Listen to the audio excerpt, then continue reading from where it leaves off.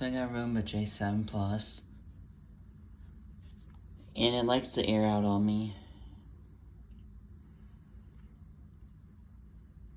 It likes to yell and make me go get it. A lot. 99% of the time likes to yell at me and tell me to go get it.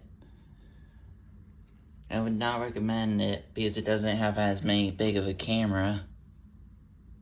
And it takes little notices of big objects and most sort of small objects, apparently. But, other than that, if you desperately want a robot, then fine, get it, but it's not the smartest robot on the market. I'll say that, though, if that makes sense. It's got a dustbin for just one bag. And it has little instructions on here, too, for people who don't understand how to read their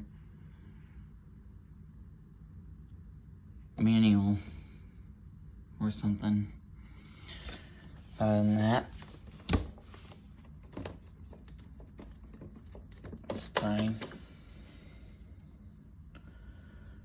robot, but I'll see you guys later.